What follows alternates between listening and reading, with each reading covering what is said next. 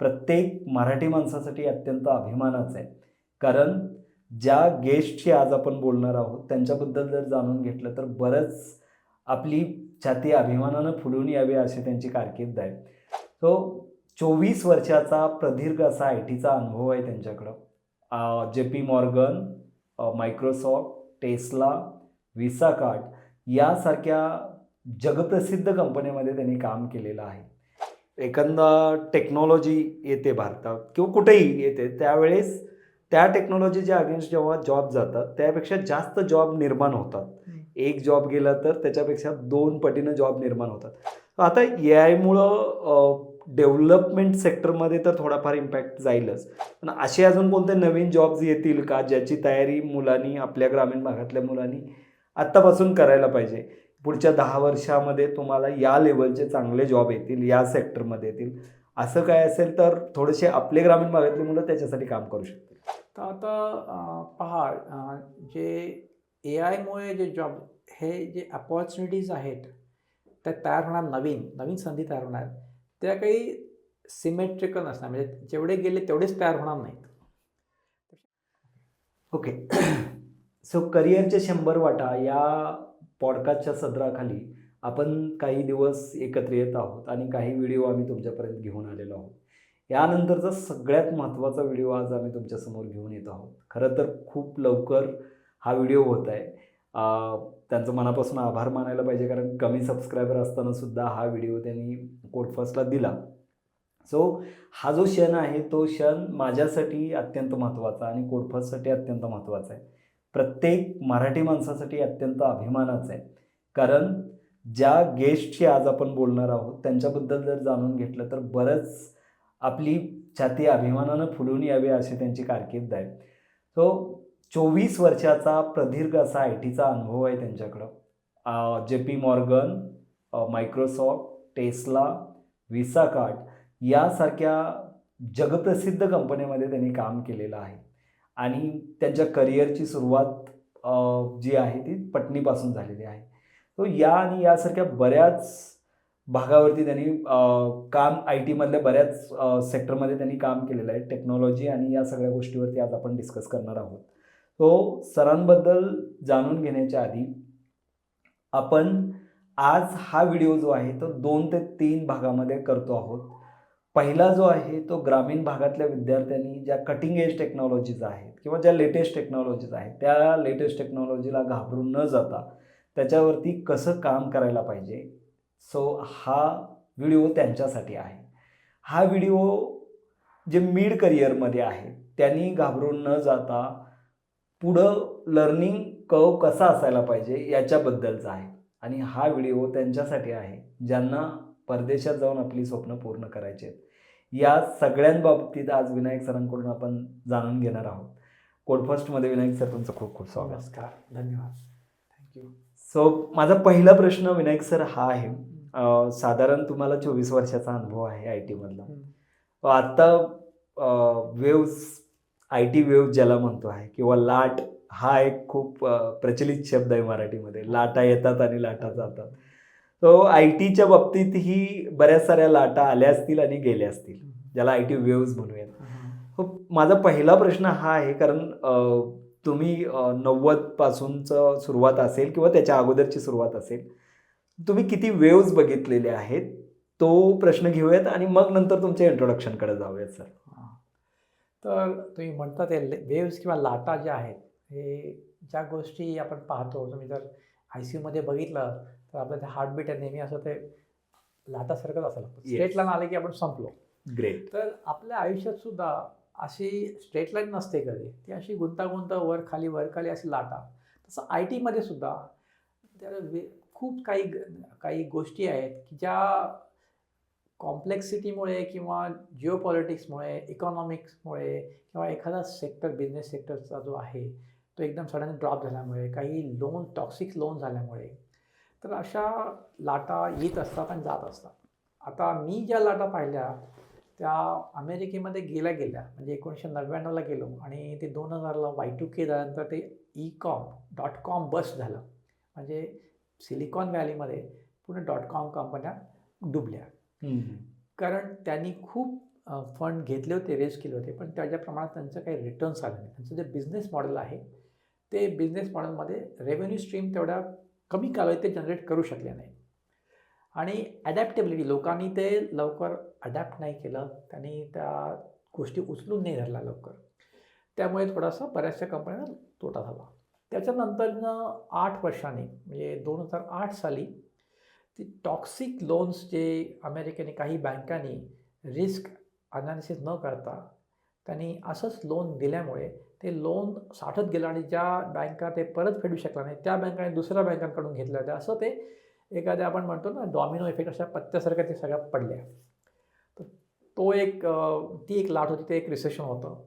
आणि नंतर आता तुम्ही येणाऱ्या काळात बघता हे जे वॉर किंवा जे वॉरफेअर आहे किंवा इकॉनॉमिकल ज्या गोष्टी म्हणजे इकॉनॉमिकल वॉर म्हणू शकतो आपण त्याला, त्याच्याने जिओपॉलिटिक्समुळे ही जी आहे ती लाट आहे आलेली आहे.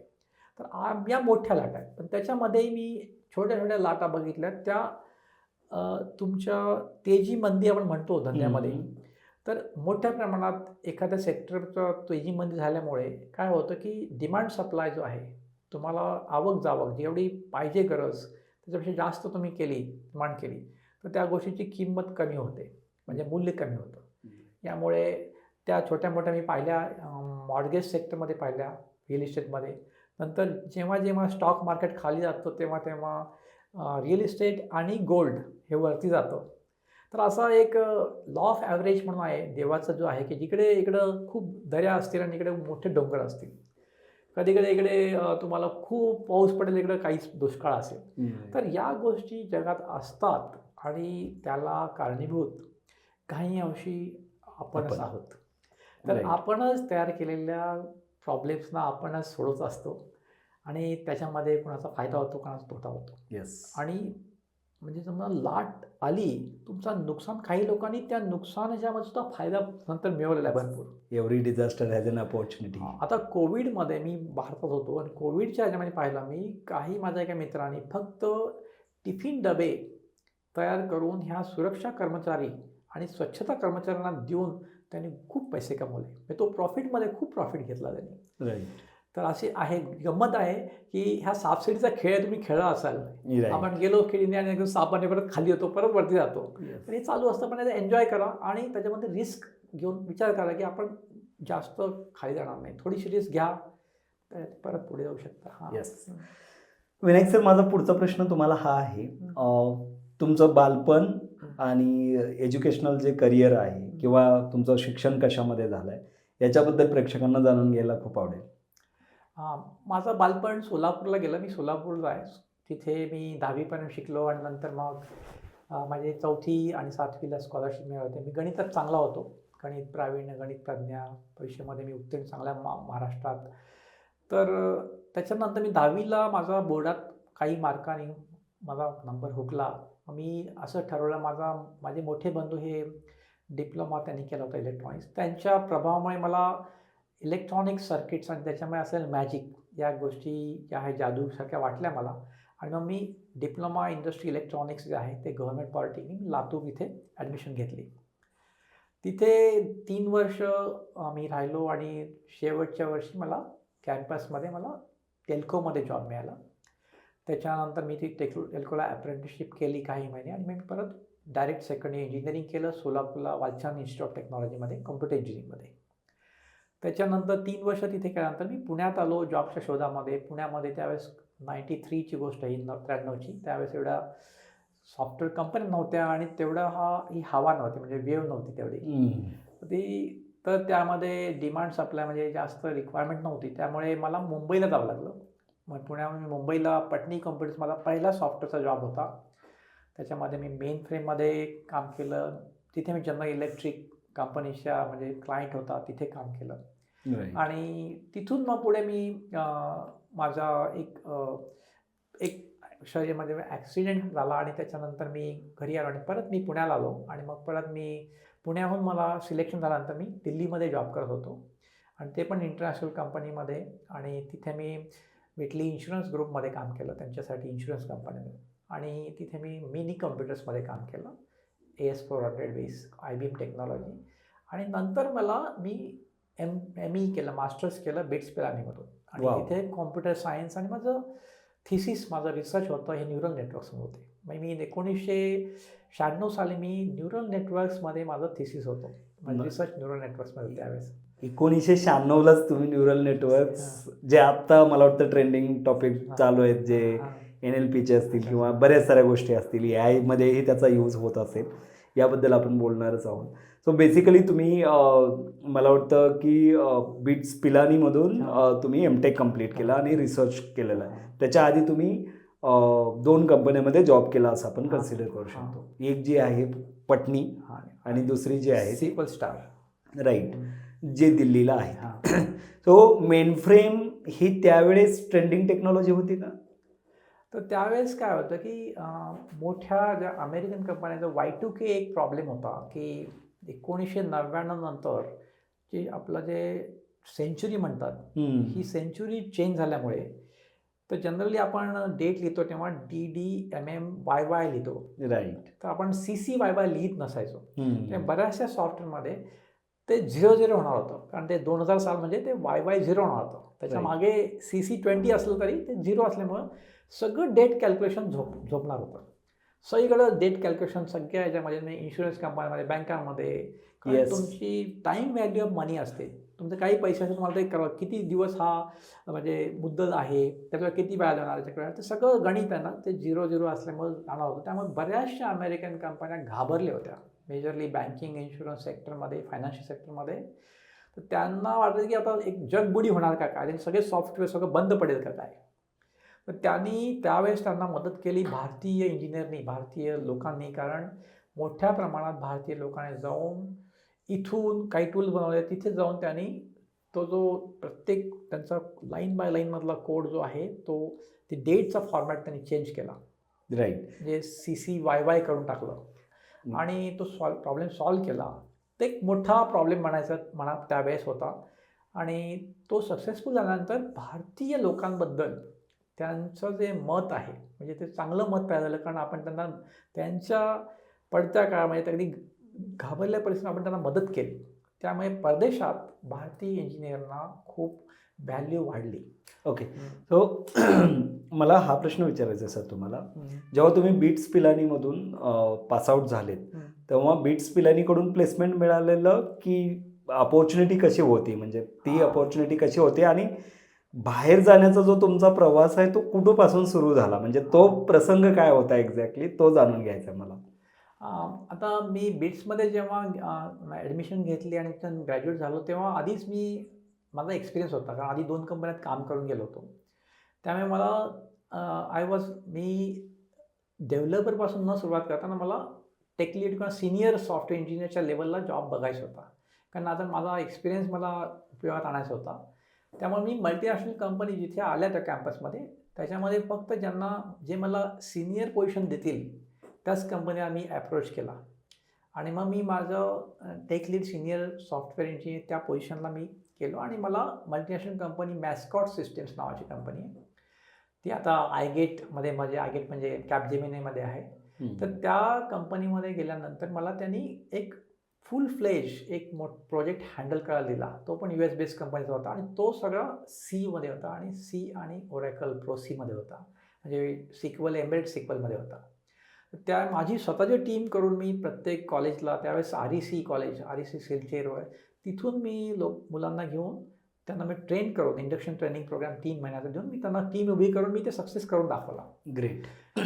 तर तो माझा जो परफॉर्मन्स बघून त्यांनी मला प्रमोशन दिलं आणि मला मग एक स्कॉट सिस्टीम त्यांची एक अलाइड ब्रँच आहे त्यांनी मला बाहेर पाठवलं सिंगापूर आणि मलेशियामध्ये. ओके. आणि जावा मी त्यावेळेस काय की मी C++मध्ये चांगला होतो आणि मला नुकतंच सांगितलं होतं की जावा एकदा बघून घ्या की ते पुढे येणार आहे. मग त्यावेळेस मी जावा फॉलो करत होतो, कारण माझी जिज्ञासा होती की नवीन गोष्टी शिकायची, की आत्ताचा विचार नाही, पुढचा आपण 5 वर्ष पुढे विचार केला पाहिजे. मग जावामध्ये मला जेव्हा ब्रेक मिळाला US म्हणजे सिंगापूर मलेशियामध्ये, तिथूनच मग जावा मला दुसरीकडे USमध्ये पण ब्रेक मिळाला आणि माझं रिसर्च जे होतं हे असिंक्रोनस ट्रान्सफर मोड हे ब्रॉडबँड ISDN टेक्नॉलॉजीमध्ये होतं, टेलिकम्युनिकेशन. तर त्यामुळे AT&T बेल लॅबनी माझ्या रिसर्च प्रोजेक्टला बघून आणि मला जावाचं नॉलेज असल्यामुळे मला तिथे सिलेक्ट झालं. नाहीतर मला जर माझं एमटेकचं बॅकग्राऊंड नसतं, नुसतं जावावर तिथे मला त्यांनी घेतलं नसतं. ओके, म्हणजे तुमचं क्वालिफिकेशन तिथं मॅटर झालं. हा माझा रिसर्च प्रोजेक्ट, कारण तो जो तिथे मला तिथे बरेचसे सायंटिस्ट आहेत, म्हणजे AT&T बेलमध्ये बरेचसे PhD होल्डर टॉप लेवल लोक आहेत. तर त्यांना इंटरेस्ट होता की हा माणूस किती इनोव्हेटिव्हली विचार करू शकतो नवीन टेक्नॉलॉजी. तर माझ्या रिसर्चच्या प्रोजेक्टवर मला तिथं चान्स मिळाला. राईट. आणि मग मी जेव्हा तिथून स्टार्टअपला आलो, तर स्टार्टअपमध्ये मला माझ्या टेलिकम्युनिकेशन क्षेत्रातलं नॉलेज आणि C++च्या नॉलेजवर मला तिकडे मिळालं. आणि बे एरियामध्ये एक नेटवर्क आहे, कारण बे एरिया सिलिकॉन व्हॅलीमध्ये तुम्ही जर चांगल्या कॉलेजेसमधून, चांगल्या इन्स्टिट्यूटमधून असाल भारतातून, म्हणजे IIT, बिट्स, BHU वगैरे, तर तिथे एक रिस्पेक्ट आहे. ऑलरेडी लोकांना माहिती आहे लेवल्स काय आहेत. ग्रेट. आणि कुठून ना कुठून तरी तुमचा सिनियर तिकडे तुम्हाला भेटतोच. म्हणजे कारण बरेचसे लोक या इन्स्टिट्यूटमधून, IITians वगैरे त्यांची ऑर्गनायझेशन आहे, अल्युमिना आहे. तर अशा प्रकारे की एक नशिबाचाही भाग आहे आणि तुमच्या प्रयत्नाचाही भाग आहे. आणि तुम्ही ज्या लोकांबरोबर काम करता त्या लोकांना तुमच्याबद्दलचा काम करताना जो अनुभव किंवा त्यांचं जे फिलिंग आहे, त्यांना कसं वाटतं तुमच्याबरोबर काम करायला, त्याच्यावर तुम्हाला नवीन संधी मिळतात. कारण ते तुम्हाला नवीन संधी देतात, त्यांना आवडतं, म्हणजे त्यांच्याबरोबर काम करायला तुम्हाला आवडेल, त्यांना आवडत असेल तुमच्याबरोबर, तर ते तुम्हाला घेतात. ग्रेट. हा एक अनुभव आहे. म्हणजे तुम्ही ज्या टीममध्ये काम करतात त्यांना तुमचं टॅलेंट समजलं पाहिजे, तुमच्या मॅनेजमेंटला तुमचं टॅलेंट समजलं पाहिजे, तर आपण पुढे जाऊ शकतो. नॉट ओन्ली मी ते म्हणतो टॅलेंट नुसतं नाही, तुमची केमिस्ट्री जी आहे, की तुम्ही टीम प्लेअरमध्ये त्या लोकांना कामात किती एन्जॉयबल मोडमध्ये तुम्ही काम करता. म्हणजे कुणाला फोर्सफुली किंवा प्रेशर आणून, स्ट्रेस देऊन, रागवून कामं लोक तुमच्यावर काम करायला त्यांना आवडत नाही. तर ते एक आहे की तुमचा ह्युमन टच, तुमचं नेचर कसं आहे, तुमचं नेचर मनमिळावं आहे का, तुमच्या टीममध्ये सगळ्यांबरोबर तुम्ही कसं वागता, आणि लोकांना त्यांच्या गरजा तेव्हा असतात तेव्हा तुम्ही त्या मदतीला हात पुढे करता का नाही, या गोष्टी महत्त्वाच्या आहेत. ते एक महत्त्व, टॅलेंटबरोबर तुमचं एक नेचर पण महत्त्वाचं आहे. राईट. हो सर, माझा पुढचा प्रश्न तुम्हाला हा आहे की आत्ता जसं आपण वेवबद्दल बोललो, तर बऱ्याच साऱ्या वेव्ज आहेत आणि त्याच्यामधली आत्ता सगळ्यात महत्त्वाची जी आमच्यासारख्या मिड करिअरमध्ये असणाऱ्या लोकांसाठी किंवा जे करिअर स्टार्ट करणार आहेत त्यांच्यासाठी आत्ता सध्या भीतीचं वातावरण आहे की AI जो आत्ता बबल निर्माण झाला आहे किंवा AI जे प्रॉब्लेम्स किंवा जे पण जॉब शॉर्टेज आहेत त्याच्यामागं खरं सत्य काय आहे. AI खरंच जॉब गेलेत का, आणि गेले असतील तर नवीन कोणते जॉब निर्माण होतील का AI याच्याबद्दल आपल्याला थोडंसं सविस्तर बोलायचं आहे. तर माझा पहिला प्रश्न तुम्हाला हा आहे की AI किती इम्पॅक्ट गेला आहे इंडियन जॉब मार्केटवरती आणि IT मार्केटवरती स्पेशली. इम्पॅक्ट तर आहेच. आता नंबर्स डोंट टेल लाय. आता तुम्ही पाहिलंच तर तुम्ही जर ॲनालिसिस केलं, मी स्वतः डेटा सायन्समध्ये आहे, डेटा सायन्स, मी नंबर्स तुम्हाला ॲक्च्युअल डेटा आहे तुमच्यासमोर. तर नंबर ऑफ ले ऑफ्स हॅपन, आणि ते मॅसिव्ह ले ऑफ झालेले आहेत. म्हणजे आणि ते अमेरिकेतूनही जगभरात झालेले आहेत, वर्ल्ड वाईड झालेले आहेत. आणि त्याचं जी झळ आहे भारताला सुद्धा पोचलेलं आहे. म्हणजे भारताच्या सर्व्हिस कंपन्यांकडे सुद्धा ले ऑफ झालेले आहेत. आणि याच्यामुळे झालं काय की एक नैराश्याचं वातावरण, उदासीनतेचं वातावरण, आणि एक अँझायटी, लोकांना एक काळजी लागून राहिली की हुरहुर लागली तर काय पुढे होणार. तर मला एवढं एकच सांगायचं की change is the only constant. It's all about there is a permanent. म्हणजे तुम्ही कुठेही जा, हे बदल हा असणारच आहे. तुम्ही कुठली गोष्ट ती स्थिर नाही आहे. त्यामुळं तुम्ही याला घाबरून न जाता पुढच्या जे काही चॅलेंजेस आहेत त्याला आपण तयार राहिलं पाहिजे. तर जॉब AI खात नाही आहे. तुमचा जॉब कोणी घेत आहे, तर ज्याला AI माहिती आहे टेक्नॉलॉजी, तो माणूस तुमच्यापेक्षा दुप्पट तिप्पट प्रॉडक्टिव्हिटी दाखवतो आणि तो तुमचा जॉब घेतो आहे.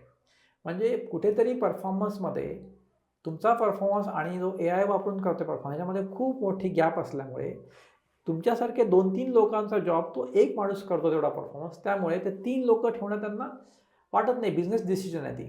त्यांच्या दृष्टीने 3 लोकांना पगार देऊन तेवढं ठेवण्यापेक्षा ते एका माणसाला एवढा पगार द्या किंवा थोडा वेळ जास्त द्या. येस. तर असं झालेलं असल्यामुळे ती क्रंच झाली आहे. पण नवीन जॉब आता होतील तयार, कारण तुम्हाला माहिती आहे इंटरनेटच्या आधी म्हणजे जेव्हा टाईपरायटर होते, स्टेनोटायपिस्ट, नंतर कॉम्प्युटर आला, तेव्हा बरेचसे स्टेनोटायपिस्ट जॉब गेला, पण नंतर कॉम्प्युटरमधले जॉब तयार झाले आणि त्यातल्या काही स्टेनोटायपिस्टनी कॉम्प्युटर शिकून आपला जॉब टिकवला. हो. म्हणजे जे काही ॲडॅप्ट करतात या बदलाला, परिवर्तनाला, ते तग धरून राहतात. राईट. आणि ते एक क्वालिटी आहे ह्युमन बिईंगची, लर्नेबिलिटी आणि ती ॲडॅप्टेबिलिटी. ही 2 गोष्टी फार महत्त्वाच्या आहेत. येस. हां. सो मी एका ब्लॉगमध्ये काल रीड करताना माझ्या वाचनामध्ये एक आलं होतं की जेव्हा पण एखादी गोष्ट घडते, एखादा टेक्नॉलॉजी येते भारतात किंवा कुठेही येते, त्यावेळेस त्या टेक्नॉलॉजीच्या अगेन्स्ट जेव्हा जॉब जातात त्यापेक्षा जास्त जॉब निर्माण होतात. एक जॉब गेला तर त्याच्यापेक्षा 2 पटीनं जॉब निर्माण होतात. आता ए आयमुळं डेव्हलपमेंट सेक्टरमध्ये तर थोडाफार इम्पॅक्ट जाईलच, पण असे अजून कोणते नवीन जॉब्स येतील का ज्याची तयारी मुलांनी, आपल्या ग्रामीण भागातल्या मुलांनी आत्तापासून करायला पाहिजे? पुढच्या 10 वर्षामध्ये तुम्हाला या लेवलचे चांगले जॉब येतील, या सेक्टरमध्ये येतील, असं काय असेल तर थोडेसे आपले ग्रामीण भागातली मुलं त्याच्यासाठी काम करू शकतील. तर आता पहा, जे ए आयमुळे जे जॉब, हे जे अपॉर्च्युनिटीज आहेत त्या तयार होणार, नवीन नवीन संधी तयार होणार, त्या काही सिमेट्रिकल नसणार, म्हणजे जेवढे गेले तेवढेच तयार होणार नाहीत, त्यापेक्षा कमी होतील, पण दुसऱ्या नवीन क्षेत्रामध्ये तयार होतील. म्हणजे नवीन क्षेत्र जे आहेत इनोव्हेटिव्ह, त्या गोष्टी होणार आहेत. आणि आता तुम्ही पाहिलंच तर आता युद्ध पातळीवर, युद्धावर आता लोक सैनिक नाही जाणार, आता तिकडे रोबोट जाणार, तिकडे ड्रोन जाणार. मग ज्यांना रोबॅटिक्स आणि ड्रोनमध्ये किंवा त्या मॅन्युफॅक्चरिंग आहे, स्मार्ट मॅन्युफॅक्चरिंग होते, स्मार्ट सिटी येते, तर ते सगळीकडे जे स्मार्ट किंवा इंटेलिजन्स टाकून जे काम करण्याचं होतं तयार, त्याच्यामुळे नवीन इनोव्हेटिव्ह प्रॉडक्ट्स, सर्व्हिसेस येत आहेत. आता बघा, लोकांच्या सवयी बदलत चालल्या. पूर्वी कधीही लोक ऑर्डर देऊन असं घरी मागून खात नव्हते. राईट. आता ते एक कॉमन झालेलं आहे. येस. आणि हे कशामुळे झालं आहे? सॉफ्टवेअरमुळे, टेक्नॉलॉजीमुळे. आणि त्या टेक्नॉलॉजी सपोर्टिंग असणारी ऑपरेटिंग त्यांचं स्ट्रक्चर आहे सगळं, म्हणजे सप्लाय चेन मॅनेजमेंटपासून, लॉजिस्टिकपासून तर ऑपरेशन डिलिव्हरी, या सगळ्या क्षेत्रामध्ये इथे सॉफ्टवेअर लागतं. येस, इकोसिस्टम बनते हां. प्रत्येक ठिकाणी. त्या ठिकाणी तुमचे नवीन जॉब तयार झाले. आता ह्याच्या पुढे जाऊन आता ए आयनी क्रिएटिव्हिटी, जेन ए आयने क्रिएटिव्हिटी आणली, तर क्रिएटिव्हिटी आता कोणाची जागी राहिली नाही. राईट. तर तुमच्याकडे एवढे टूल्स आणि आहेत, एजंट्स आहेत, तुम्ही जनरेट करू शकता. तर याच्यामध्ये असं की जो माणूस चांगला प्रश्न विचारू शकतो, प्रॉम्प्ट देऊ शकतो, त्याची काही आयडिया आहेत, तो माणूस आता पुढे जाणार, कारण त्याला रिसोर्सेस अवेलेबल आहेत. राईट. आणि तो जास्त दुसऱ्यावर अवलंबून नाही आता गोष्टीसाठी. येस. तो जास्त इंडिपेंडंट होतोय. तर या चांगल्या गोष्टी, त्यामुळे तुम्ही शेतामध्ये जरी तुमचं मचाण असेल, तिथं सुद्धा तुम्ही जर इंटरनेट येत असेल तर तिथेही तुमचा जो फोनला तुम्ही हॉटस्पॉट लावून तिथूनही सुद्धा तुम्ही काहीतरी आयडिया, एक व्हिडिओ तयार करू शकता आणि पैसे कमवू शकता व्हायरल करून. ग्रेट. तर हे क्लाउड किचन, नंतर हे यूट्यूब इन्फ्लुएन्सर्स किंवा हे पॉडकास्टर्स, हे छोटे छोटे घरातून करणारे, आपल्या साध्या फोनवरनं त्यांनी उद्योगधंदा उभा केलेला आहे. येस. त्यामुळे आत्ता शून्यातून विश्व उभा करणं आणि जास्तीत जास्त लोकांना श्रीमंत होण्याची संधी आहे आता. Right sir. हां. सर, माझा प्रश्न पुन्हा एकदा मी टेक्निकलकडे घेऊन जातो थोडासा. सो प्रश्न असा आहे सर की जेव्हा पण स्पेशली महाराष्ट्रातल्या मुलांबाबतचं माझं ऑब्झर्वेशन असं आहे, मी बऱ्याच मुलांना भेटतो, तर जे आमच्या लर्निंग ॲबिलिटीज आहेत, आमच्या जे कॉलेजेस आहेत, आमच्या ज्या युनिव्हर्सिटीज आहेत, त्या युनिव्हर्सिटीमधून आम्हाला जो आत्ता डेटा प्रोव्हाइड केला जातो तो कितीतर मागचा डेटा आहे. म्हणजे आपली एज्युकेशन सिस्टीममधल्या प्रोग्रामिंग लँग्वेजेस असू देत किंवा त्यांच्या शिकवण्याच्या ज्या पद्धती असू द्यात, त्या खूप जुने आहेत असं मला दिसलं आहे आणि ते सर्वांना माहिती आहे. त्याच्यामध्ये लपवण्यासारखं काही नाही आहे. कटिंग एज टेक्नॉलॉजी आणि त्याच्या पुढचा शब्द तुमचा जो आहे तो ब्लिडिंग एज टेक्नॉलॉजी, जो तुमच्या बऱ्याच वेळा मी तुमच्या तोंडून ऐकलेला आहे. सो या टेक्नॉलॉजीबद्दलची थोडीशी भीती आमच्या मनामध्ये नेहमीच असते, स्पेशली ग्रामीण भागातल्या मुलांच्या बाबत, की मी जावा शिकायचं आहे तर जावा आय कॅन लर्न, मला माहिती आहे जावा शिकायला काय करावं लागणार आहे. .NET शिकायला लागणार आहे, काय करावं लागेल, अँग्युलर, रिॲक्ट, इझी रिसोर्सेस आहेत. कारण माझ्या शेजाऱ्यांनी जावा केलं आहे, माझ्या गावामध्ये अँग्युलरवाला कोणीतरी आहे, तर ते रिसोर्सेस आम्हाला इझिली अवेलेबल आहेत.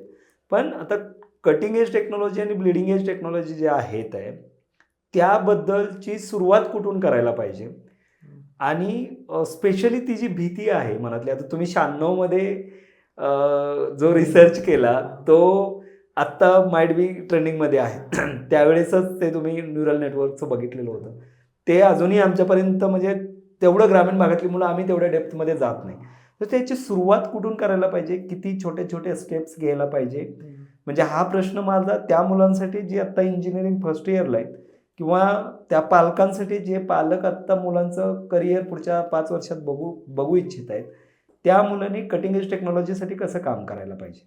तर एक आहे की आपला जो म्हणजे भीती आहे आपल्याकडे किंवा बुजरा स्वभाव आहे, तर आपल्याला एक सिक्वेन्शियल थिंकिंग असतं लोकांचं की स्टेप 1, स्टेप 2, स्टेप 3 केल्यानंतर ते सोडून द्यावं लागेल.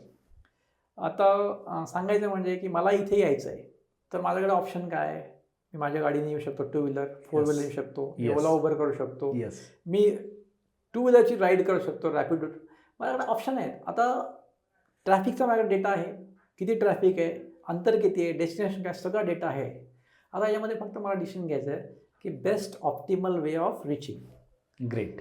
तर तसंच तुम्ही आता सुरुवातीला आता म्हणजे पहिल्यापासून सुरुवात करण्यापेक्षा बेसिक जे आत्ताच्या ह्याच्या पुढे लागणार आहे त्याच्या गोष्टी, आता बघा तुम्ही जर ही कृत्रिम बुद्धिमत्ता जे AI म्हणतात त्याचा जो बेस आहे तो आहे डेटा सायन्स.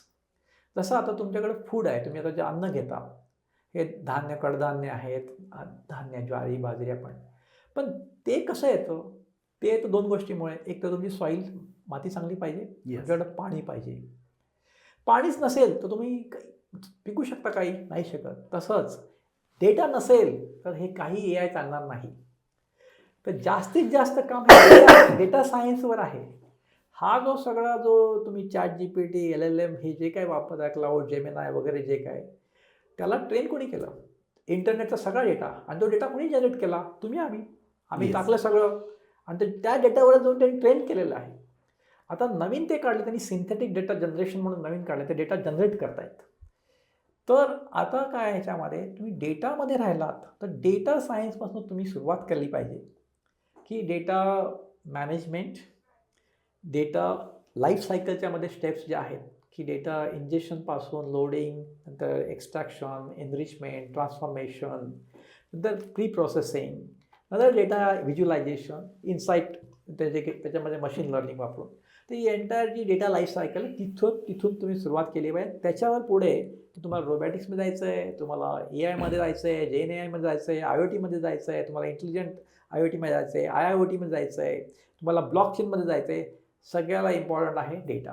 ग्रेट. तर डेटा सायन्स पहिल्यांदा त्याचा जो रोडमॅप आहे त्याला सुरुवात करा. बघा की डेटा मेजर कसा करतात, डेटाची क्वालिटी कशी काढतात, डेटाचे वर ऑपरेशन काय काय करतात, स्टोअर करणे, नंतर त्याला एनरिचमेंट करणे, त्याला ट्रान्सफॉर्म करणे, त्याला ॲग्रिगेट करणे, त्याला रँगलिंग करणे, अशा वेगवेगळ्या ज्या आहेत त्याला नंतर तो तयार करणे ट्रेनिंगसाठी, त्या AI मॉडेल्सना ट्रेनिंग करण्यासाठी. तर हे तुम्ही पहिल्यांदा शिकलात. आणि तुम्हाला सांगतो हे अगदी तुम्ही जर गावाकडचे असाल ना, तुम्ही पाणी, विहिरीतलं पाणी कसं असतं, पावसाचं पाणी पडतं, साठवून ठेवतो, कधी कधी आपण त्या पाण्यामध्ये तुरटी फिरवतो, पाणी शुद्ध करतो, किंवा आपण काय करतो, जी विहीर बांधताना विहिरीच्या खालीच जो खालचा तळ असतो तिथेच आपण जांभळाच्या झाडाची लाकडं टाकतो. की जेणेकरून पाणी दूषित होऊ नये. बरोबर. तसं हे डेटाचं आहे. तुम्ही डेटा स्टोअर करताना कुठल्या डेटाबेसमध्ये करता, डेटा लेकमध्ये करता का डेटा फार्ममध्ये करता का डेटाबेसेसमध्ये करता का NewSQL डेटाबेसमध्ये करता, हे तुम्हाला ठरवायचे. स्टोरेज मीडिया काय पाहिजे, आणि ते पाईपलाईन बनवायची, एक डेटा पाईपलाईन. जशी प्लंबिंगची पाईपलाईन असते तुमची, पाईपलाईन डेटा इकडून तिकडे पाणी पाठवता, तसं त्याला डेटाला पाठवायचं आहे.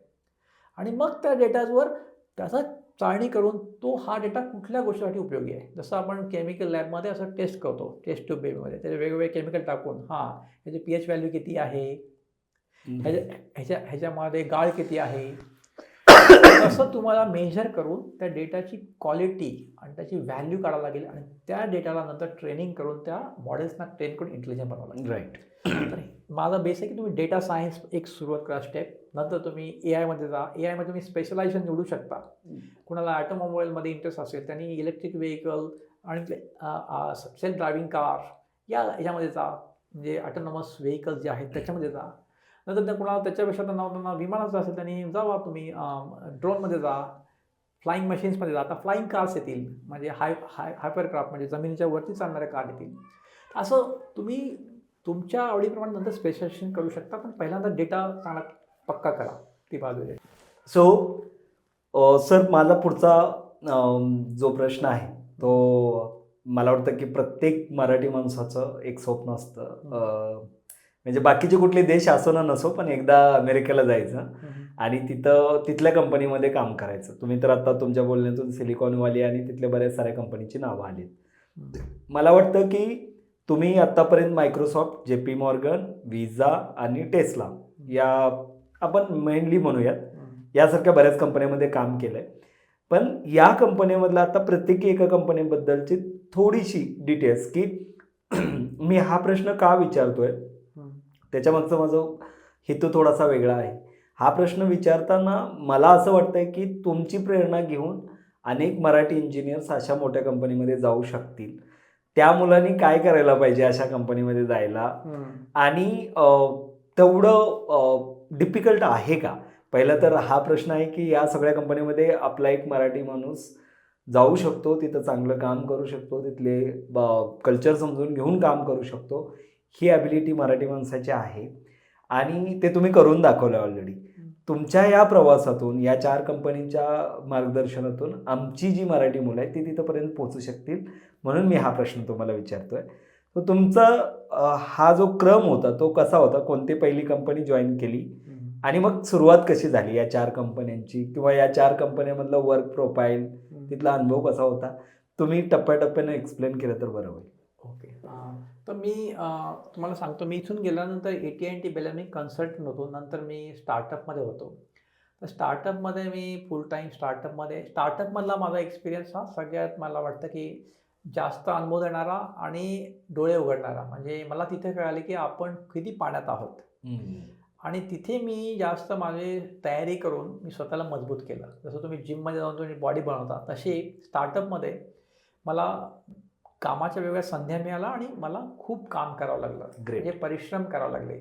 आणि त्या स्ट्रगलमधून मला कळालं की हां, आपण पुढे करू शकतो. आणि त्याच्यानंतर मी त्या स्टार्टअपमध्ये होतो, स्पीडेरा नेटवर्क्समध्ये होतो. नंतर कंपनी ॲक्वायर झाली. नंतर मग दुसऱ्या स्टार्टअपमध्ये गेलो. तर मला 2-3 स्टार्टअप केल्यानंतर कळालं की आपल्यामध्ये आता पोटेन्शियल आहे आणि आपल्याला चांगलं एका ग्रिप्स आहे आणि आपण जास्त फास्ट काम करू शकतो. आणि आपले टेनॅसिटी म्हणजे एंड्युरन्स, आपण खूप वेळ काम करू शकतो. म्हणजे तुम्ही जास्त काम म्हणजे 1-2 तास काम करणं नाही, सलग 18 तास मी काम करू शकतो, किंवा मी 3 दिवस न झोपता राहू शकतो. तर ह्या ज्या तुमच्या बॉडीच्या लिमिट टेस्ट करायच्या असतात त्या मी टेस्ट केल्या तिथे. आणि प्रत्येक स्टार्टअपमध्ये मला वाटतं होतात. आणि कसं तुम्ही पॅशन असेल ना, तुम्ही पॅशन असतात तुमच्याकडे, तुम्हाला आवडत असेल तर तुम्ही त्याला जीव ओतून काम करता. तर बोरिंग कामात चॅलेंजिंग असेल तर तुम्ही नाही करणार एवढा. येस. तर आणि तिथे काय की एन्व्हायरमेंट एक चांगली गोष्ट आहे की तुम्हाला जर करायचं ना, तर कोणी तुम्हाला मध्ये हे करत नाही. तुमची ऑफिसची चावी असते, तुम्ही रात्रभर बसू शकता. काही लोक गादीसुद्धा ऑफिसमध्ये आणतात, बऱ्याच वेळा ते तिथेच झोपतात, परत उठतात, परत काम करतात. तुम्हाला तिथे खेळायला टेबल टेनिस असतं, तुम्हाला सगळं चहा कॉफी सगळं असतं, खायला प्यायला भरपूर असतं. म्हणजे तुम्हाला असं सांगतो, मी एका कंपनीत होतो, आयोस्पॅन वायरलेस. आपण चहाच्या कपमध्ये मी बदाम, काजू, पिस्तो असे खाल्लेले. तर तो काळ असा होता की त्याच्यामध्ये त्यांना पटपट काम करणारा माणूस पाहिजे, त्यांना वेळ महत्त्वाचा होता. त्यामुळे तुमच्यासाठी काही करायला तयार, तुमच्या कम्फर्टसाठी. तुमचं टेबल खुर्चीसुद्धा लगेच तुम्ही सांगितलं हे बरोबर नाही तर बदलून द्यायचे. तर या स्टार्टअप केल्यानंतर मी जेव्हा कन्सल्टिंग करत, मी टोयोटा मोटार्स सेल्समध्ये होतो. त्याच्यामध्ये मी आणखीन एक माझा टप्पा सांगायचा आहे की मी तिथून मग परत मी जिकडे मला जास्त स्कोप मिळेल, म्हणजे ग्रोथचा, म्हणजे मी अपॉर्च्युनिटी निवडायचो. मी असं नाही कोणी आम्हाला नोकरी देतो म्हटलं की मी जायचो नाही. मी विचार करायचो की आपण इथे आपला वेळ टाकल्यानंतर आपला नेक्स्ट स्टेप काय होईल.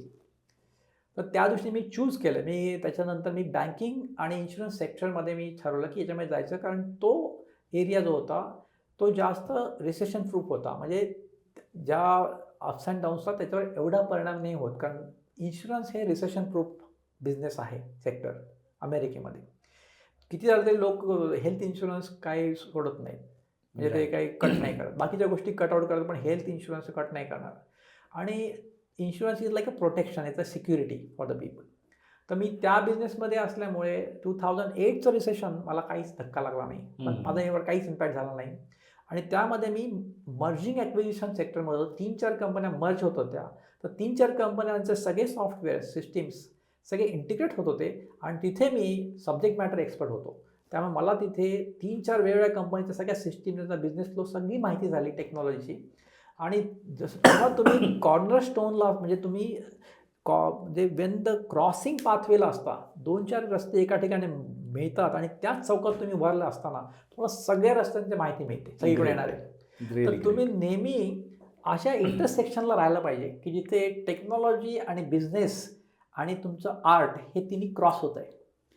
तर त्यावेळेस तुम्हाला जास्तीत जास्त लोकांकडून पण एक्सपोजर मिळतं आणि मिळतो. त्या एका मोठ्या 3 वर्षाच्या लाँग प्रोजेक्टमध्ये, त्या मर्जर ॲक्विजिशनच्या प्रोजेक्टमध्ये एका इन्शुरन्स कंपनी, ती वेल पॉईंट इन्शुरन्स कंपनी आहे. तर तिथे मला लोक कंपन्या विकत कशा घेतात आणि मर्ज कशा करतात, म्हणजे माझा VC व्हेंचर कॅपिटल आणि हे स्टार्टअप करून ते कसं करतात, विकतात. तर हा स्टार्टअपचा बिझनेस हा तुम्हाला आता गावाकडच्या माणसांना नर्सरी बिझनेस माहीत असेल की आपण रोपटं लावून ते रोपटं असं देतो, विकतो.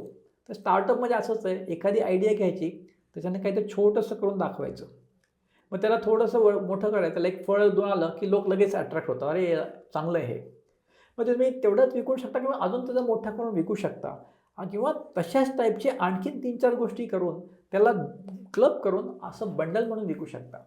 तर ह्या सगळ्या याच्यामुळे माझा जो इथला भारतातला एक्सपिरियन्स होता की मी गावाकडे असताना मी बाजाराला, म्हणजे वाळकं, म्हणजे तुम्ही म्हणता काकड्या पण विकलेल्या आहेत माझ्या मावशीबरोबर. तर माझा एक्सपिरियन्स होता की लोक कोणत्या गोष्टी त्याला व्हॅल्यू देतात आणि विकत घेतात. आणि तुम्ही अशी गोष्ट बनवली पाहिजे की लोकांना त्याची गरज असली पाहिजे आणि ते लोक त्याची किंमत जाणायला पाहिजे, त्यांनी त्याचं योग्य मूल्य करायला पाहिजे. राईट. आणि ह्या सगळ्या गोष्टी बनवताना तुमच्या आयडियाचं प्रोटेक्ट कसं करायचं, पेटेंटिंग वगैरे या गोष्टी मी शिकलो. नंतर मी माझी स्वतःची कंपनी टाकली आणखी 4 जणांबरोबर. तर मी 4 स्टार्टअप वेगवेगळ्या केल्या. तर मला हा पूर्ण एक्सपिरियन्स की आयडियापासून ते commercial out of the shelf product करून ते प्रॉडक्ट विकून ते कंपनी विकणे, A to Z, end to end तुम्हाला जेव्हा अनुभव येतो ना, तेव्हा तुमचा कॉन्फिडन्स वाढतो. राईट. आणि ह्या एक्सपिरियन्समुळे मला मायक्रोसॉफ्टच्या रिक्रुटर माझ्या पाठीमागे लागले. त्याच्यामुळे टोयोटा मोटर सेल्समध्ये मी कन्सल्टंट म्हणून मिराई नावाची जी फ्युएल सेल कार आहे त्याचं मी टेलिमॅटिक्स केलं, डेटा टेलिमॅटिक्स. त्याचा जो पूर्ण नॅव्हिगेशन आणि व्हॉइस कमांड आहे त्याचं सगळं आर्किटेक्चर मी केलेलं आहे. तर मला असा अभिमान आहे की मोठे मोठे सिस्टीम अजून लोक माझ्या त्या सिस्टीम वापरत आहेत. Great great. तसंच बँकेमध्ये तुम्ही आता आज कॅपिटल वन बँकमध्ये गेला तर त्यांचे क्रेडिट कार्डमध्ये जे क्रेडिट कार्डचे जे मिस झाले त्यांचे सायकल, त्यांनी पे नाही केलं, त्या लोकांचे लेटर्स जे जातात, तो प्रोग्राम माझा अजूनही तिथे रन होत आहे. तो प्रोग्राम पर्ल लँग्वेजमध्ये दिला आहे, युनिक्सवर दिला आहे. क्या बात आहे. तर मला अभिमान आहे की आपल्या सिस्टीम अजूनही लोक वापरत आहेत तिथे. तर तुम्ही अशी गोष्ट करा की ती परिणामकारक राहील आणि चिरकाल राहील, जास्त काळ राहील. आणि त्यामुळे थोड्याशा सोप्या गोष्टीच्या मागे न लागता जरा अवघड गोष्ट शिका. जरा अवघड गोष्ट शिकून त्यात करून दाखवा कर्तृत्वाने, तर तुमचं नाव जास्त लोक घेतील, तुम्हाला जास्त संधी उपलब्ध होतील. त्या दृष्टीने AIचा बाऊ न करता AI शिका आणि AI वापरून नवीन नवीन क्षेत्रामध्ये जे काही क्रिएटिव्हिटी, इनोव्हेशन येतं त्याच्यासाठी काही सिस्टीम्स, ॲप्लिकेशन्स बनवा आणि प्लॅटफॉर्म बनवा. तर ते माझं तुम्हाला हेच आहे की तुम्ही घाबरू नका कुठल्या AIचा बाऊ करून. AI वापरून काय करता येईल ते बघा. राईट. हां. सो टेस्ला आणि JP मॉर्गन याच्याबद्दल थोडंसं काय तुमचा काय अनुभव आहे? तर JP मॉर्गन याच्या आधी एक कंपनी होती, वॉशिंग्टन म्युच्युअल बँक. तिथे मी एक बँकेमध्ये होम लोनसाठी, तिथे तुम्ही अंडर रायटिंग असते, म्हणजे अप्रूव्ह करायचं नाही, त्याच्यासाठी ॲटोमॅटिक अंडर रायटिंगचा जो प्रोजेक्ट आहे, तो प्रोग्राम आहे, त्याच्यामध्ये डिसिजन मेकिंग आणि रिस्क ॲनालिसिस असतं. त्याच्यामध्ये थोडं मॅथमॅटिक्स असतं, वेटेड स्कोर कार्ड वगैरे. तर तो प्रोजेक्ट मी केला होता. तोही मी पर्ल लँग्वेजमध्ये केला होता आणि पूर्ण डेटा एन्क्रिप्टेड होता. ग्रेट. त्याच्यानंतर तो केल्यानंतर ती कंपनी ॲक्वायर झाली. ती वॉशिंग्टन म्युच्युअल बँक ॲक्वायर केली JP Morgan चेजनी. नंतर माझा हा डायव्हर्सिफाईड एक्सपिरियन्स आणि स्टार्टअप एक्सपिरियन्स बघून नंतर मला मायक्रोसॉफ्टच्या रिक्रुटरनी फॉलो केलं आणि मी मायक्रोसॉफ्ट जॉईन केली फुल टाईम ॲज अ डायरेक्टर तिथे. तर त्या डायरेक्टर लेवलला जाण्याआधी मला प्रूव्ह करावं लागलं. माझे 9 इंटरव्ह्यू झाले तिथे. आणि मायक्रोसॉफ्ट, आता तुम्ही विचारलं की मुलांना मोठ्या कंपनीत जायची इच्छा आहे, म्हणजे फॅंग म्हणतात ना सर, किंवा आता नवीन नाव आहेत त्याला, म्हणजे मेटा आलं त्याच्यामध्ये. येस. तर या कंपन्यात ॲमेझॉन आहे, मायक्रोसॉफ्ट आहे, मेटा आहे, गुगल आहे, ज्या कंपन्या आहेत, नेटफ्लिक्स आहे, या कंपन्या हायली तुम्हाला खूप पैसे चांगले देतात, पण कामही तेवढं टफ असतं आणि तुम्हाला खूप तुम्हाला त्यांची level of interview recruitment process जरा स्ट्रिक्ट आहे.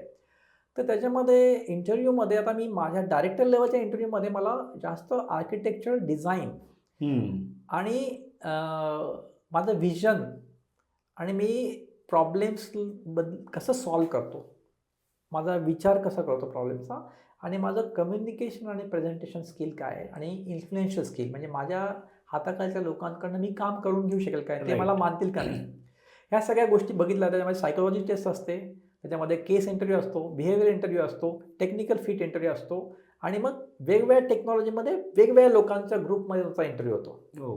म्हणजे मी सांगितलं मला क्लाउड येते, तर क्लाउडची टीम येते, तुम्हाला क्लाउडचे सगळे प्रश्न विचारते. तुम्ही म्हटलं डेटा सायन्सची दुसरी टीम येते. असे तुम्हाला काही क्वेश्चन रॅपिड फायर असतात आणि तुम्हाला अंडर प्रेशर तुम्ही कसं परफॉर्म करता बघता. तुमचं म्हणजे प्रेझेन्स ऑफ माइंड किती आहे आणि how cool and compose you are ते पण बघतात, तुम्ही कसं शांत राहू शकता. तर हे मायक्रोसॉफ्ट झालं. टेस्लामध्ये मी थ्रू मायक्रोसॉफ्टचं एक सिस्टीम, म्हणजे टेस्ला आणि काही प्रॉडक्ट वगैरे गेलं, तर त्याच्यामध्ये मी कस्टमर साईटला टेस्लाच्या 2 कंपन्या, टेस्ला आणि सोलारसिटी, या 2 कंपन्यांमध्ये काम केलं मी. ग्रेट. तर त्यामुळे मला त्या कंपनीचं कल्चर कळालं. या सगळ्या गोष्टीमध्ये मला मायक्रोसॉफ्ट कशी चालते, टेस्ला कशी चालते, त्या सगळ्या मोठ्या कंपन्यांचं कल्चर काय आहे, आणि तिथे तुम्हाला जर काय सक्सेसफुल व्हायचं असेल तर काय गोष्टी ते पाहतात तुमच्याकडे, येस, हे मला माहिती आहे. आणि तुम्हाला एकच सांगतो की तुमची जी चौकस वृत्ती आहे, ते कुतूहल आहे, आणि ते एक्साइटमेंट आणि एनर्जी आहे, आणि टीम बरोबर राहण्याची सिनर्जी आहे, हे असेल तर बऱ्याचशा कंपन्या तुम्हाला जरी काही गोष्टी माहीत नसल्या तरी तुम्हाला ट्रेन करू शकतात. पण ते तुमचं ॲटिट्यूड बदलू शकतात. ॲटिट्यूड बदलायला फार आवडतं. खूप महत्त्वाचं. माइंडसेट आणि ॲटिट्यूड या 2 गोष्टी फार महत्त्वाच्या आहेत. ग्रेट. त्याच्याबरोबर या 3 गोष्टी मी सांगतो आता. त्या 3 गोष्टी तुम्हाला दोन्ही साईडनी सांगतो. टॉप लेवल लोक आहे बघा, तुमची आयडियोलॉजी म्हणजे हाऊ इनोव्हेटिव्ह यू आर, नंतर तुमची मेथडॉलॉजी म्हणजे प्रोसेस कशी आहे तुमची, आणि टेक्नॉलॉजी, तुम्ही कुठल्या टेक्नॉलॉजीला फॅमिली आणि तुम्ही तसं इव्हॅल्युएट कसं करता. त्याच्या खालच्या लेवलच्या लोकांना जे डेव्हलपमेंटमध्ये आहेत त्यांच्यासाठी बघतात पहिल्यांदा माइंडसेट, दुसऱ्यांदा स्किल सेट, आणि नंतर टूल सेट. तर माइंडसेट, स्किल सेट आणि टूल सेट. पहिल्यांदा माइंडसेट बघतात, हा माइंडसेट त्याचा बरोबर आहे का, योग्य, आणि लर्निंग ॲटिट्यूड आहे का नाही. लर्नेबिलिटी आणि लायकेबिलिटी या 2 गोष्टी बघतात. या माणसाला नवीन गोष्टी शिकू शकतो का, शिकून करू शकतो का, आणि याच्याबरोबर काम करायला लोकांना आवडेल का. या गोष्टी महत्त्वाच्या गोष्टी आहेत. Really great. तुम्ही जो हा फ्लो सांगितलेला आहे तो आत्ताच्या मुलांसाठी खरंच खूप महत्त्वाचा आहे. तर थोडासा वेगळा प्रश्न आहे. आत्ताचे डोनाल्ड ट्रम्प आणि त्यांचं जे IT चं धोरण आहे, त्या IT च्या धोरणाचा भारतावरती काय परिणाम होतोय, स्पेशली IT सेक्टरमध्ये, आणि म्हणजे जर त्यांचं इथून पुढचे जे सरकार, आता कारण तुम्ही 20 वर्ष तिथं राहिलेलं आहे, तिथलं कल्चर तुम्हाला माहीत आहे, तर त्याचा लॉंग टर्म परिणाम आहे की शॉर्ट टर्म परिणाम आहे, आणि काय परिणाम असेल. थोडंसं भारताबद्दल सांगायचं तर भारताचं जे इंजिनियर्स आहेत किंवा भारताचे सॉफ्टवेअर IT सर्व्हिस इंडस्ट्री आहे, त्यांचं जे कॉस्ट आहे, म्हणजे आपल्या इंजिनियर त्यांना जास्त पगार, कारण आपण तिकडे हाय एंड आपल्या इंजिनियरची व्हॅल्यू वाढत गेली.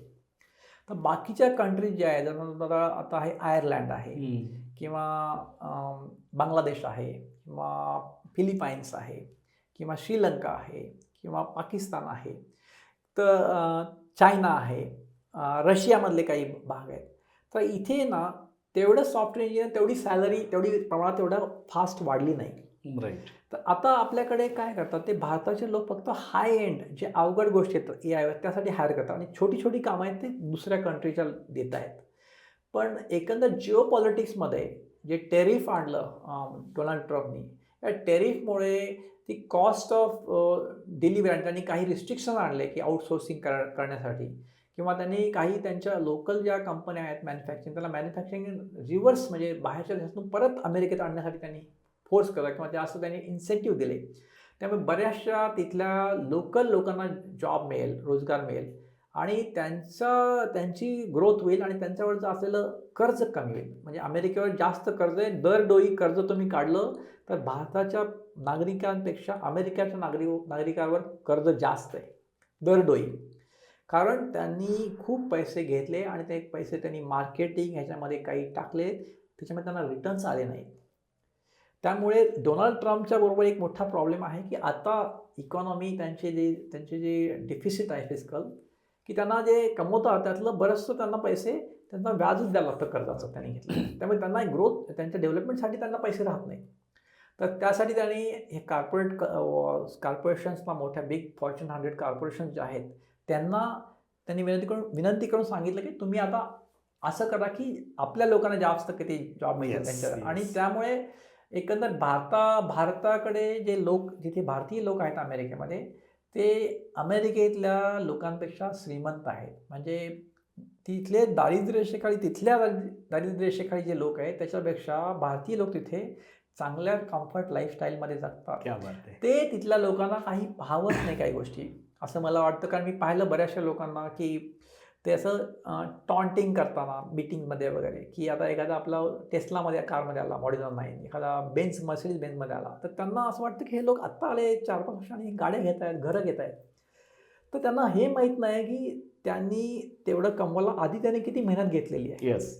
आधी त्यांनी किती कष्ट घेतलेले आहे. पण त्यांना तो भाग माहीत नाही, तर ते नुसतं बघतायत, वरचं बघतायत. तर या गोष्टी आहेत ना, तुमची जी कष्ट करण्याची, तुमची काटकसरी वृत्ती, तुम्ही पैसे सेव्हिंग करायची वृत्ती जी आहे ती वृत्ती, आणि तिकडे काही लोकांना ती सेव्हिंग्स अशी मेंटॅलिटी नाही आहे. त्यांना काय भोगवादा, त्यांना जे काय मिळालं त्यामध्ये मजा करायची. त्यामुळे त्यांना जेव्हा त्यांना जॉब नसतो किंवा कमी पैसे मिळतात किंवा इकॉनॉमी डाऊन तेव्हा त्यांना ते जास्त वेळ सर्वाईव्ह होऊ शकत नाही. त्यामुळे सगळे लोन घेऊन जगतात. राईट. तर हे कल्चरली हा डिफरन्स आहे. आपल्याकडे सपोर्ट सिस्टीम जी आहे की एकत्र कुटुंबामध्ये थोडी नष्ट होते, तरीसुद्धा आपल्याकडे कुटुंब संस्था आहे. अमेरिकेमध्ये कुटुंब संस्था एवढी स्ट्रॉंग नाही आहे. तिथे नंबर ऑफ जे घटस्फोट होतं प्रमाण जास्त आहे, डिवोर्स होतं आणि एकत्र राहत नाही. फक्त ते एक दिवस मदर्स डे, एक दिवस फादर्स डे, त्याच वेळेस सगळे आई वडील एकत्र येतात. आपल्याकडे आई वडील, मुलगा, नातू, पणतू हे सगळे एकत्र राहतात. तर हा मेजर फरक आहे. त्याच्यामुळे तुमचा स्ट्रेस लेवल कमी होते आणि तुमचे बाकीचे रिस्पॉन्सिबिलिटी वाटली जाते, शेअर होते. येस.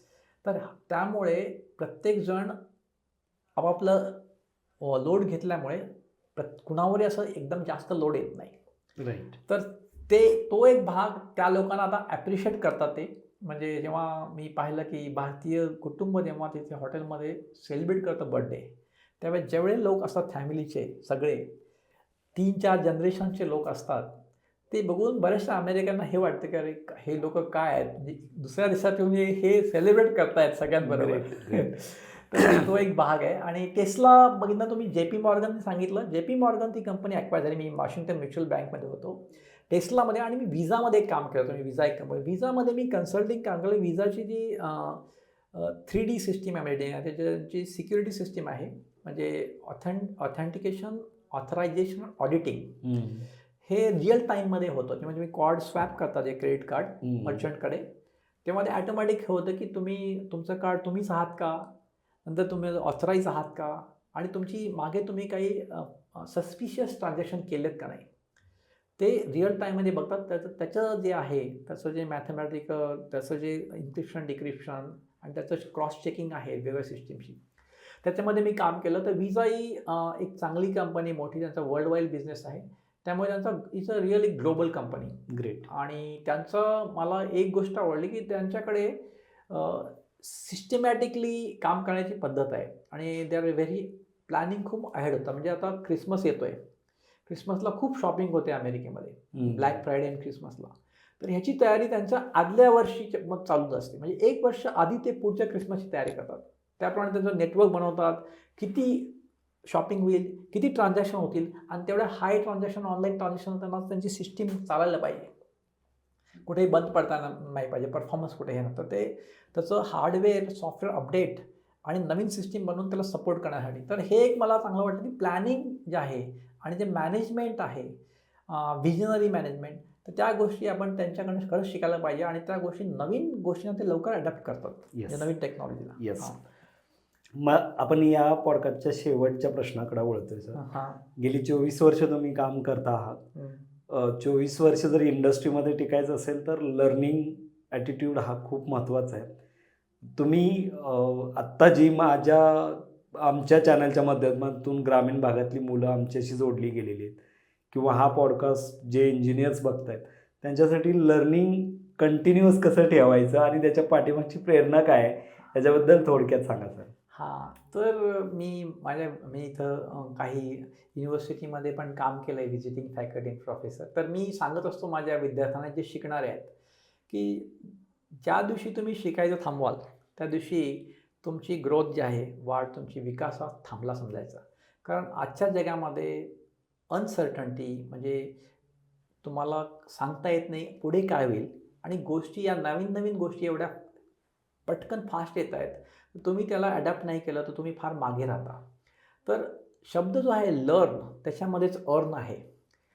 तुम्ही विद्या जी आहे ही एक ट्रेजर आहे, ती जी आहे गुप्त धन आहे ते. तर तुम्ही जर विद्यार्जन नाही केलं, तुम्ही शिकला नाहीत, तर तुम्हाला दीर्घकाळ जे टिकणारे धन आहे, जे तुम्ही नैतिकतेने मिळवलेले आहे, ती संपत्ती जी आहे तुम्ही नैतिकतेने मिळवली, ती टिकू शकणार नाही. तर लर्निंग हा एक अविभाज्य भाग आहे आपल्या जीवनाचा. तर त्याच्याकडे नुसतं शाळेत जाऊन शिकणं असं समजू नका, तर आयुष्याच्या जीवनाच्या शाळेमध्ये आपण नेहमी शिकत असतो. कधीकधी आपण अनावधानाने, कधीकधी ध्यानाने, म्हणजे लक्ष देऊन, कधीकधी ऑटोमॅटिक शिकत असतो. फक्त काय की आपण शिकायला थकू नये आणि त्याचा बाऊ करू नये. राईट. तर विद्या विनयन शोभते असं म्हणू शकतो आपण. हो. सरांचं कटिंग एज टेक्नॉलॉजी आणि लेटेस्ट टेक्नॉलॉजीमध्ये खूप मोठा अभ्यास आहे आणि त्यांच्याबद्दल आपण डिटेल पॉडकास्ट करणार आहोत, डेटा सायन्स किंवा AIच्या रिलेटेड. तो हा पॉडकास्ट तुम्हाला कसा वाटला, आवडला असेल तर तुम्ही कमेंटमध्ये नक्की सांगा. डेटा सायन्सबद्दल आम्हाला नेक्स्ट पॉडकास्ट पाहिजे सरांकडून किंवा AIबद्दल नेक्स्ट पॉडकास्टचा पाहिजे असेल तर कमेंट्समध्ये नक्की सांगा. आम्ही तो पॉडकास्ट तुमच्यापर्यंत नक्की घेऊन येऊ. विनायक सर, तुमच्या या पॉडकास्टच्या माध्यमातून मला वाटतं अनेक मराठी तरुणांना, महाराष्ट्रातील अनेक इंजिनियर्स लोकांना एक प्रेरणा मिळेल, बळ मिळेल आणि ते त्यांच्या लाईफमध्ये चांगल्या कंपन्याज अचीव करू शकतील ही इच्छा व्यक्त करतो. तुम्ही इथं आलात, वेळ दिलात, त्याबद्दल कोडफस करून तुमचे खूप खूप आभार. धन्यवाद. मलाही सगळ्या बांधवांना, आपल्या गावाकडच्या मुलांना सगळ्यांना शुभेच्छा. आणि त्यांना काही अडचण असेल तर त्यांनी पोस्टवर टाकून किंवा सरांमार्फत मी हा व्हिडिओमध्ये विनायक सरांची प्रोफाईल आणि लिंक्डइन प्रोफाईल शेअर करणार आहेत. खरं तर ग्रामीण भागातल्या विद्यार्थ्यांना मदत करायला असे खूप चांगले लोक आपल्यापर्यंत पोहोचत आहेत. हे आपलं भाग्य आहे आणि त्या सगळ्या लोकांच्या ज्ञानाचा फायदा आपण करून घेतला पाहिजे. तुम्ही तो करून घ्याल ही अपेक्षित आहे. धन्यवाद.